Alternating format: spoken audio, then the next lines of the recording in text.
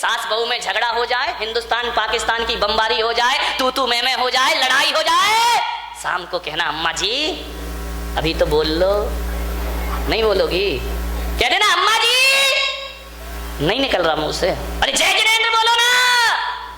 आपके झगड़े हो जाए, विवाद हो जाए, कहना भाई साहब जोर से बोलो जरा, खाना नहीं खाया है क्या?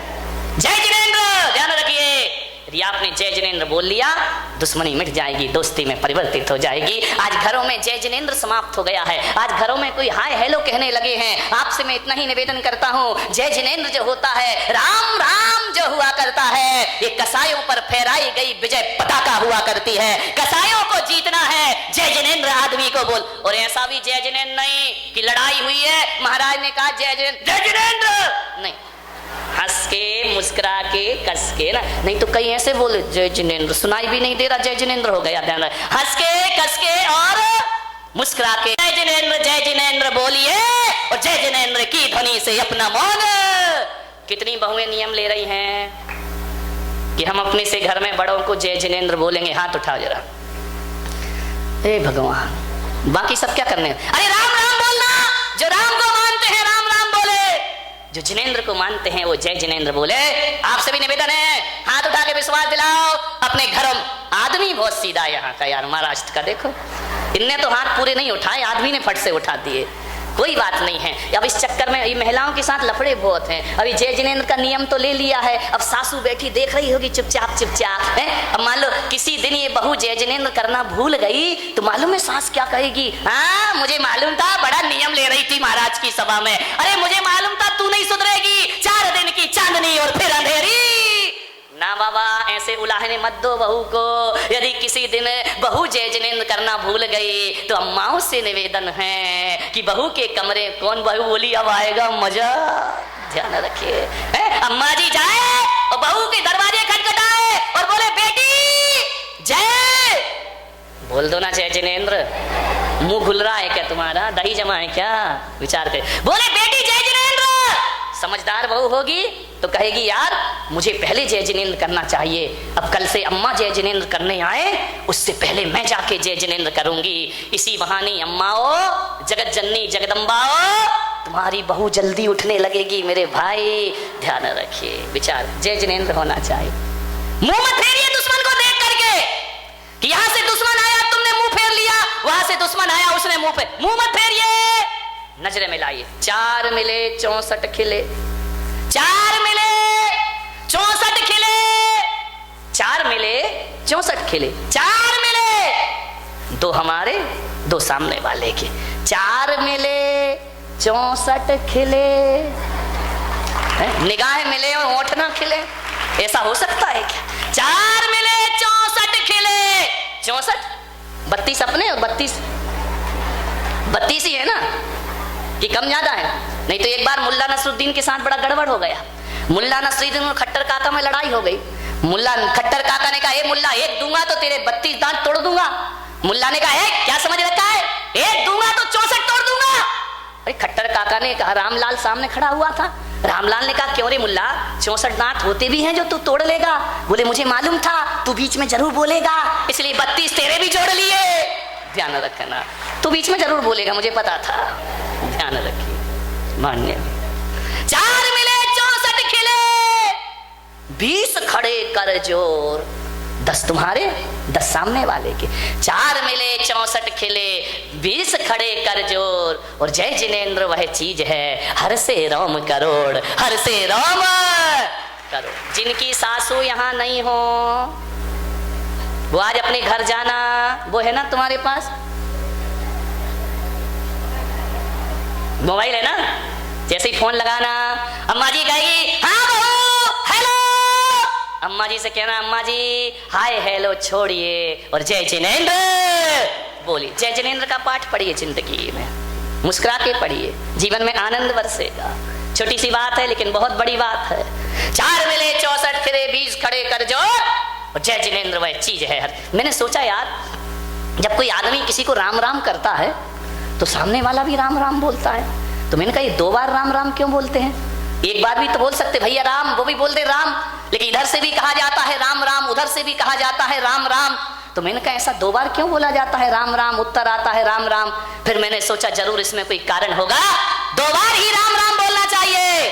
इसलिए बोलना चाहिए कि जे 2 बार यदि राम राम बोला जाता है तो सामने वाला भी राम राम कहता है। इसका मतलब इतना है, जो बोल रहा है उसमें भी राम समाये हैं और जिससे बोला जा रहा है उसमें भी राम समाये हैं। तो राम से राम का मिलन राम राम होता है और जिनेंद्र से जिनेंद्र का मिलन जय जिनेंद्र हुआ करता है। ध्यान रखिए, तुम्हारे भीतर भी राम है, मेरे भी, मुझ में राम, तुझ में राम, सब में राम समाया है। कर लो सभी से प्यार, यहाँ पर कोई नहीं पराया है। ध्यान रखिए, सब किस लिए राम ही राम बसे हुए हैं। मान्यवर कबीर थे, बहुत बड़े संत, उनके जीवन में बड़ा आनंद था। पति पत्नी साथ रहते थे, लेकिन कबीर के घर में कभी झगड़े नहीं हुआ करते थे। पड़ोस वाले हैरान हो गए, ऐसा तो कोई घर नहीं होगा जहां पति पत्नी झगड़ा नहीं करें। लड़ाई तो होती होगी बिना सिर पैर की, लेकिन लड़ाई तो होगी ना। पति पत्नी का झगड़ा कोई सीरियस झगड़ा थोड़ी होता है।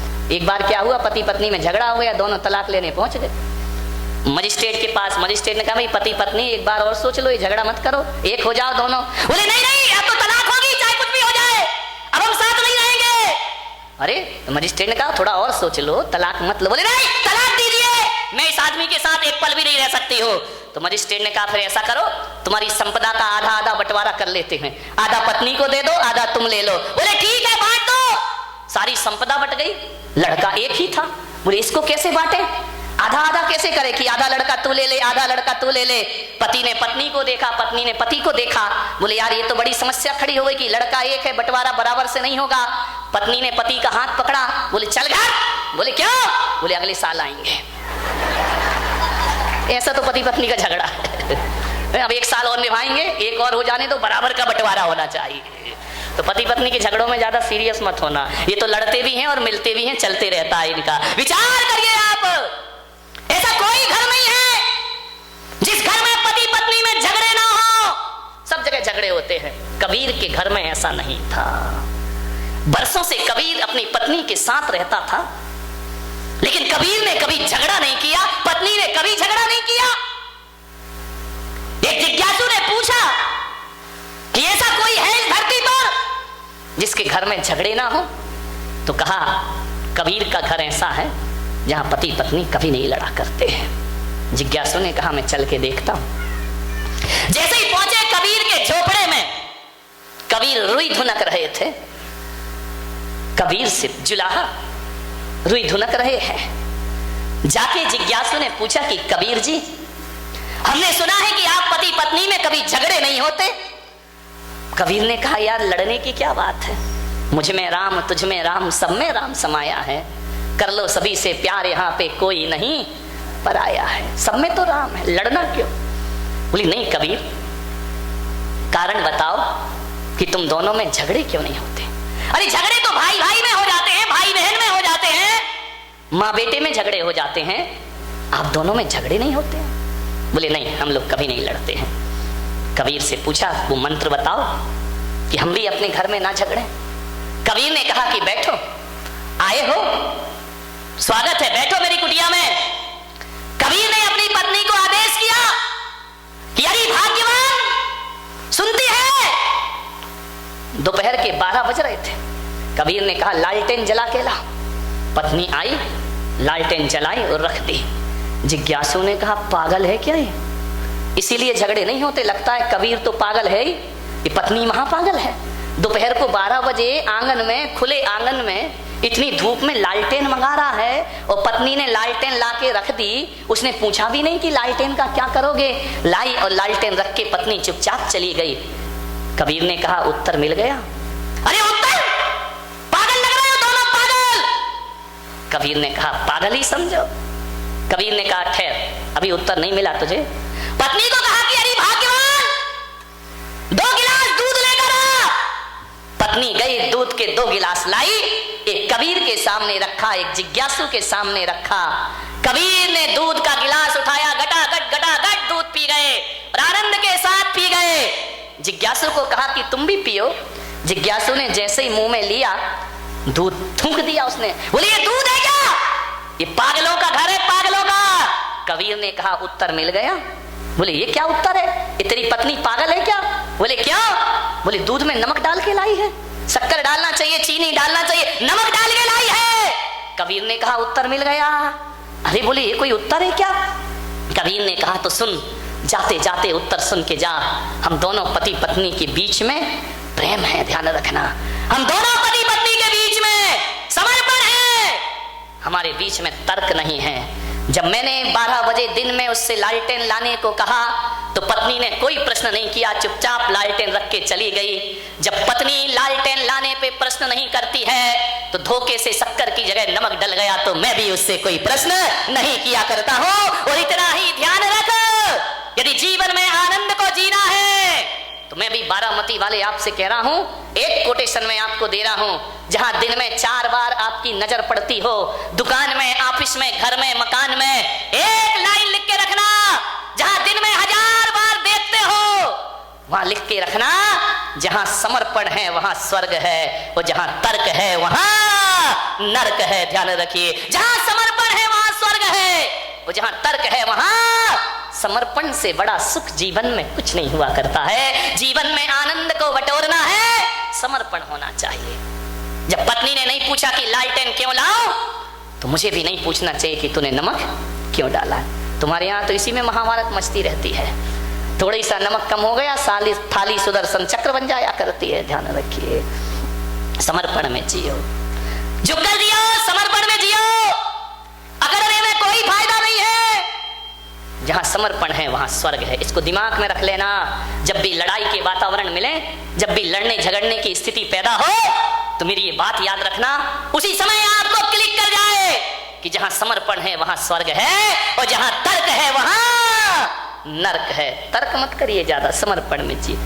एक गांव के गमारिया बाबा था, रात को 12 बजे अपनी झोपड़ी में बैठा था और अचानक चोर आ गए उसके घर में। अब जैसे ही चोर आए तो गमारिया बाबा ने कहा कौन हो रे तुम? बोले हम चोर हैं। तो चोरों ने पूछा बाबा तुम कौन हो? बोले हम भी चोर हैं।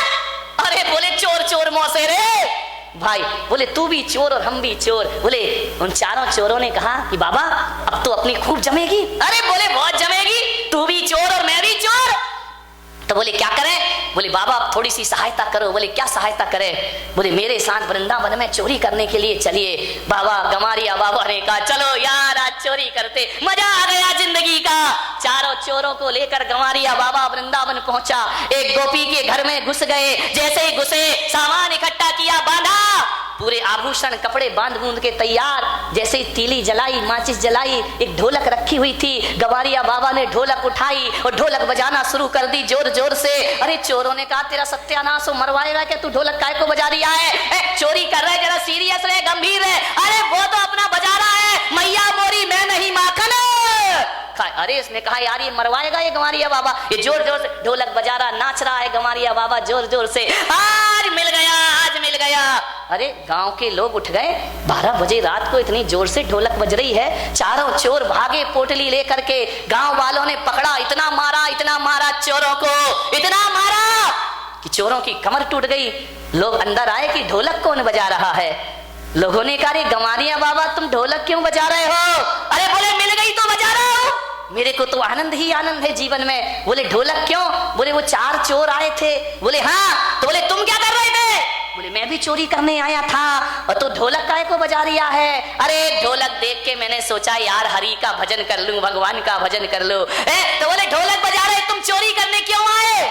बोले वो 4 चोर क्या चुरा के ले गए? अरे बोले आभूषण ले गए, कपड़े ले गए। अरे गंवारिया बाबा ने कहा सत्यानाश मेरी बुद्धि का। रात को 12 बजे 4 चोर आए तो मैं समझा कि वृंदावन में चोरी को कह रहे हैं तो शायद माखन चोर आया होगा, इसलिए मैं उन चोरों में शामिल हो गया। ध्यान रखना, मैं तो माखन चुराने आया था कि हरि की कृपा बरस गई। हरि आए हैं और कह रहे हैं कि चलो बाबा माखन चुराने चलते हैं। ध्यान रखिए मान्यवर, सोचिए ये आनंद है जीवन का।